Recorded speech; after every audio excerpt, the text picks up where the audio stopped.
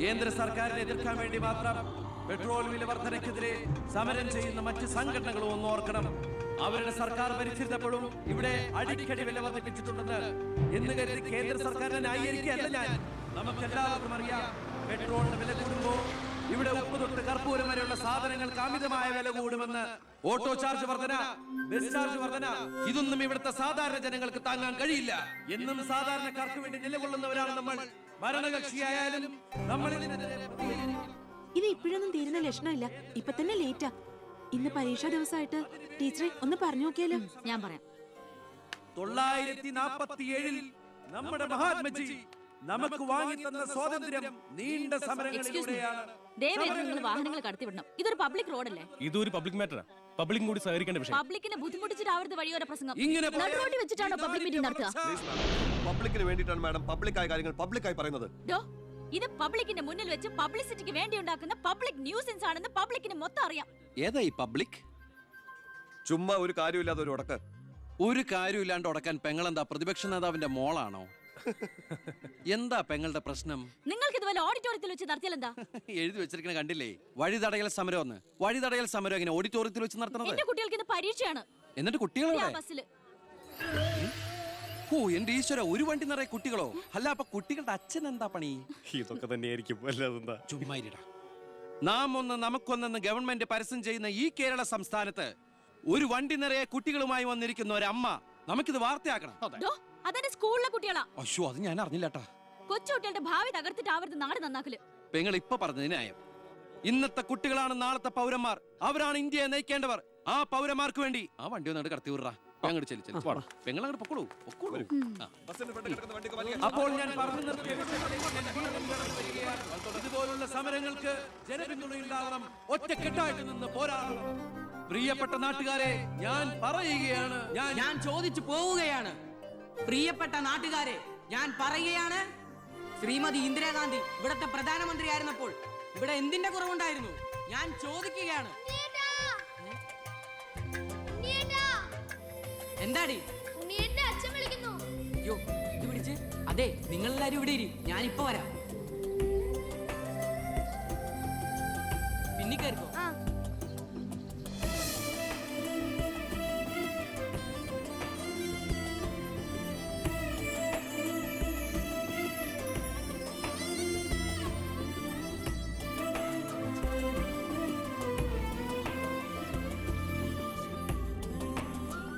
മോളെ, ഇതൂടെ ഒന്ന് കഴുകി വെച്ചേരെ. ശരി.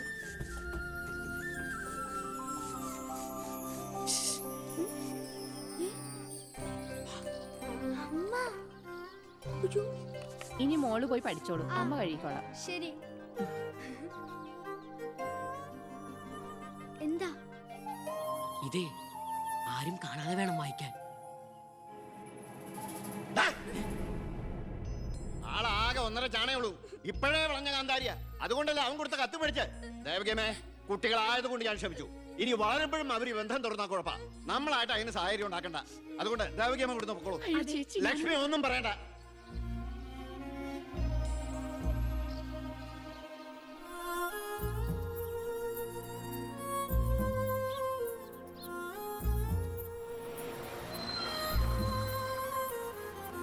ടീച്ചറെ, സ്കൂളെത്തി, ഇറങ്ങണ്ടേ?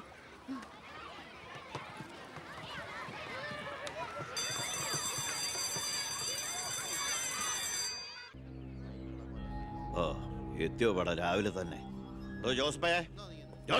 ഓ, എന്താടോ ഇത്? അതല്ലടോ, പുറത്ത് എന്തോ ആൾക്കാരാന്ന്. ഇവറ്റകളെയൊക്കെ തിരുവനന്തപുരത്തേക്ക് കെട്ടിയെടുത്താൽ മതി എന്ന് പറഞ്ഞോണ്ടോ എനിക്ക്. വീട്ടിലും ഒരു സൗകര്യം തരില്ല എന്ന് വെച്ചാൽ നാശൂലങ്ങള്. എലക്ഷന് മാത്രമേ നമുക്ക് വരെ ആവശ്യമുള്ളൂ എന്ന് ആ പട്ടിണി പാവങ്ങൾക്ക് അറിയില്ലല്ലോ. ഇതിൽ ഭൂരിപക്ഷം പേരും മോനെ കാണാമെന്ന. മോന് നാട്ടിൽ നല്ല ടേസ്റ്റ് അല്ലെ പേരാ.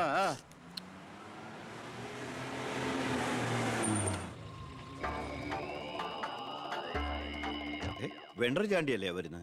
കാശ് എത്ര ഉണ്ടെങ്കിൽ എന്താ വെണ്ടർന്നല്ലേ പേര്. ഞാനൊന്ന് കുളിക്കട്ടെ. കാക്ക വിളിച്ചാ കൊക്കാവും. ഞാൻ ചാണ്ടിയെ ഉദ്ദേശിച്ച.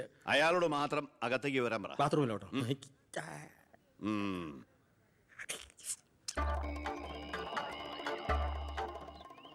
കാർഷിക കടമല്ലേ? അതെ. ജപ്തി ചെയ്യില്ല. ഗഡുക്കളായിട്ട് അടയ്ക്കാനുള്ള വഴിയൊക്കെ ഞാൻ ശരിയാക്കി തരാം. അമ്മ പോക്കോളൂ. ആ ഇതാര് ചാണ്ടിച്ചനോ? 5.5 പുതിയ പവന കാറൊക്കെ വാങ്ങിച്ചിട്ടുണ്ടല്ലോ. കർത്താവ് തരുന്നു, ഞാനത് കൈനീട്ടി വാങ്ങിക്കുന്നു. ദുബായിക്കാരൻ ചെക്കനെ മരുമോനായിട്ട് കിട്ടിയതോടെ ചാണ്ടിയുടെ ശുക്രദശ തെളിഞ്ഞു. NRI മണിയല്ലേ ഒഴുകുന്നത്. കർത്താവ് അകത്തേക്ക് എല്ലാം പറഞ്ഞു. ഞാൻ പുറത്തുനിന്ന് വന്നോണ്ട് കാശുള്ളവനെ രാജാവിനെ മുഖം കാണിക്കാൻ പറ്റൂ. എനിക്കറിയില്ലായിരുന്നു മോളെ നിങ്ങൾ ആരായിരുന്നു എന്ന്. നിങ്ങൾ അന്ന് പോയതിനു ശേഷം ജോസഫ് ഒന്ന് പറഞ്ഞപ്പോഴാ ഞാൻ കാര്യങ്ങളൊക്കെ അറിഞ്ഞത്. അറിഞ്ഞപ്പോ എന്തുമാത്രം വിഷമിച്ചു എന്നോ. മോളോടും മോളുടെ അമ്മയോടും അറിഞ്ഞോ അറിയാതെയോ ഞാൻ മോശമായി പെരുമാറിയിട്ടുണ്ടെങ്കിൽ ഈ അമ്മയോട് ക്ഷമിക്കണം. എന്തിനാ ഇപ്പൊ അങ്ങനൊക്കെ പറയണേ? അമ്മ ഞങ്ങളോട് ഒരു തെറ്റും ചെയ്തിട്ടില്ല. അമ്മേ, ഹാ, ഒരു വണ്ടിക്കുട്ടികളുടെ അമ്മ അല്ല ടീച്ചർ. പെങ്ങളെന്താ ഇവിടെ? ഉണ്ണി, നിനക്ക് ഇവിടെ മനസ്സിലായോ? നമ്മുടെ വീട്ടിൽ പണിക്ക് നിന്ന ദേവകിയുടെ മോള. ശാരി.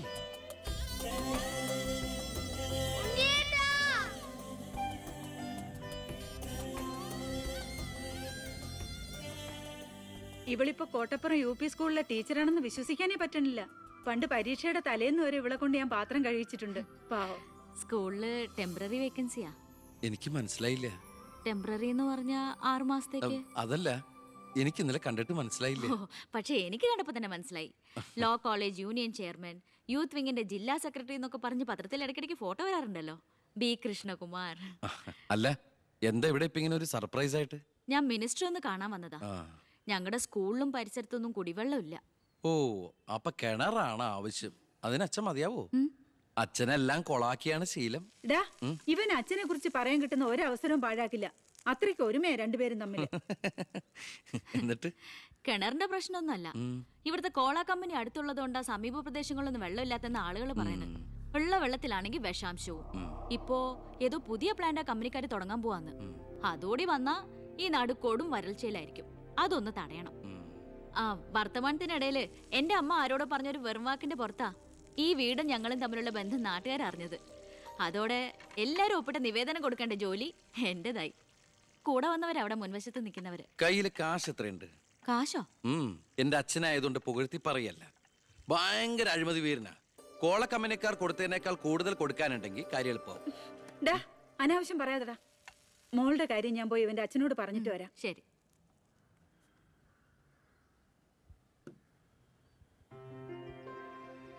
പിന്നെ വിളിച്ചത് കാര്യാക്കണ്ടോ? എന്ത്? പെങ്ങളേന്ന്. ഓ, അതിനെന്താ? അങ്ങനെ കണ്ടോളൂ. അയ്യോ, അങ്ങനെ കാണാൻ പറ്റില്ല. എനിക്ക് ഇപ്പൊ തന്നെ 3 പെങ്ങന്മാരുണ്ട്.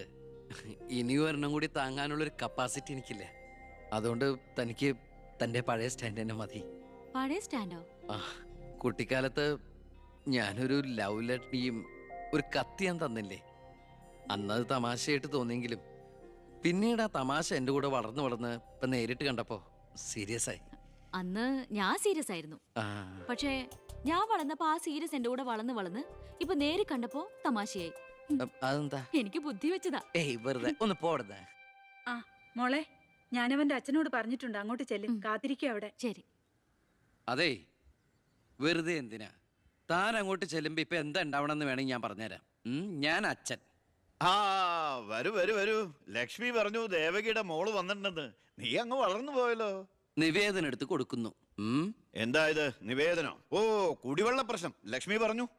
തൊട്ടടുത്ത് പഞ്ചപുച്ഛമടക്കി നോക്കി നിൽക്കുന്ന പിയേഴടുത്ത് നിവേദനം കൊടുത്തുകൊണ്ട് കാര്യങ്ങളൊക്കെ വിശദമായി പഠിച്ച് വേണ്ട നടപടികൾ ഉടനെ എടുത്തേക്കണം. പിയെ.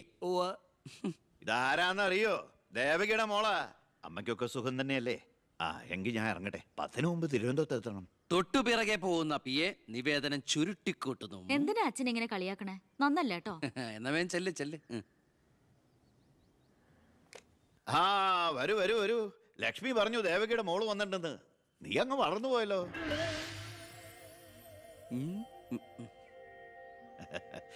എന്താ ഇത്? നിവേദനോ? ഓ, കുടിവെള്ള പ്രശ്നം അല്ലേ? ലക്ഷ്മി പറഞ്ഞു കാര്യങ്ങൾ വിശദമായി പഠിച്ച് വേണ്ട നടപടികൾ ഉടനെ എടുക്കാൻ പറഞ്ഞേക്കണം. ഇതാരാന്നറിയോ? ഇല്ല. നമ്മുടെ ദേവകിയുടെ മോളാ. വീട്ടിൽ അമ്മയ്ക്കൊക്കെ സുഖം തന്നെയല്ലേ? എന്താ ഞാൻ ഇറങ്ങട്ടെ. 10 മുമ്പ് തിരുവനന്തപുരത്ത് എത്തണം. 2 തറക്കല്ലൊരു നാടമുറി. ഇപ്പൊ എങ്ങനെയുണ്ട്? മന്ത്രിയുടെ വഴിക്കൊന്നും കാര്യങ്ങൾ നടക്കില്ല, നടത്തില്ല. നമുക്കൊരു കാര്യം ചെയ്താലോ? കളക്ടറേറ്റ് വഴി ഒന്ന് മൂവ് ചെയ്യാം. വാ.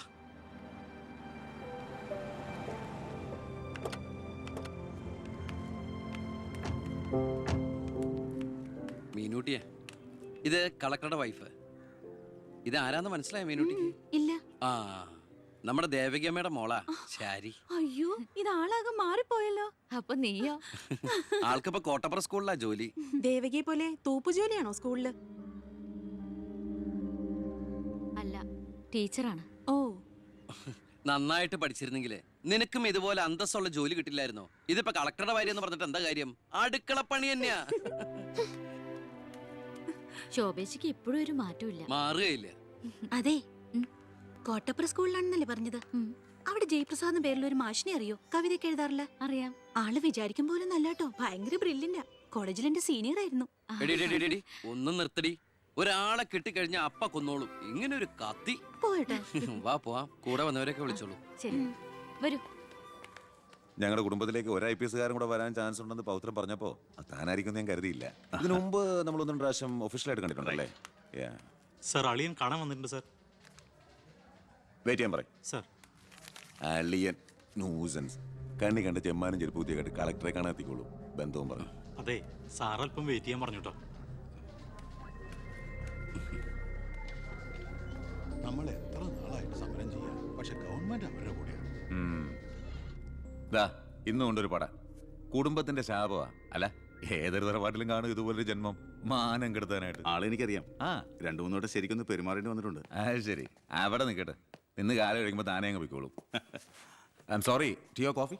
Coffee 2 coffee. ഈ സർക്കാരിന് നക്കാപ്പിച്ച ശമ്പളം മേടിച്ചുകൊണ്ട് ഇവിടെ ഇങ്ങനെ വന്നിരിക്കുന്ന വല്ലാത്ത ബോറടിയാണ്.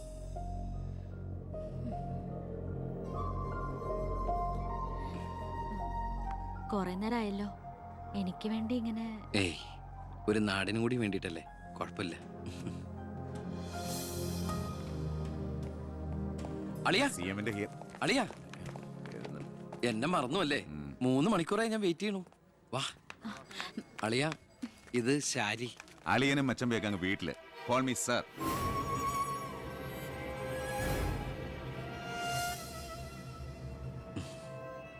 സാർ, ഞാൻ ഇവരുടെ ഒരു പ്രശ്നപരിഹാരത്തിന് വന്നതാ. കുടിവെള്ളത്തിൽ കാഡ്മിയം അടങ്ങി. ഇവരുടെ പ്രശ്നം പരിഹരിക്കാൻ നീ ആരാ? എന്താ പ്രശ്നം? ഈ കോള കമ്പനി തുറന്നതിന് ശേഷം ഞങ്ങൾക്ക് കുടിവെള്ളത്തിന് വലിയ കഷ്ടപ്പാടാ സാറേ. കോള ഫാക്ടറി തുറന്നുകൊണ്ടാ കുടിവെള്ളം ഇല്ലാത്ത നിങ്ങളോട് ആരാ പറഞ്ഞേ? നിങ്ങൾ ആരാ പറഞ്ഞ് തെറ്റിദ്ധരിപ്പിച്ചിരിക്കുകയാണ്. ഈ എടുക്കും തോറും കുറയുന്നല്ല നമ്മുടെ ജലസ്രോതസ്. മനസ്സിലായോ? തൽക്കാലം കുടിവെള്ളത്തിൽ ഏർപ്പാടൊക്കെ ചെല്ലാം. പൊയ്ക്കോ.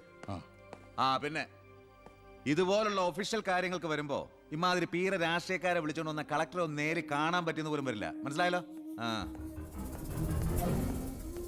സാർ, ഈ IAS എന്ന 3 അക്ഷരം ആളുകളുടെ മുമ്പിൽ ആളാകാനും കേസ് വീർപ്പിക്കാനല്ല ഉപയോഗിക്കേണ്ടത്. ജനസേവനത്തിന്. ഏയ്, നേരത്തെ പറഞ്ഞില്ലേ ചില പീറ രാഷ്ട്രീയക്കാരെന്ന്. അവരോട് ഇടപെടണമല്ല, എന്നോട് ഇടപെട്ടാണ്ടല്ലോ.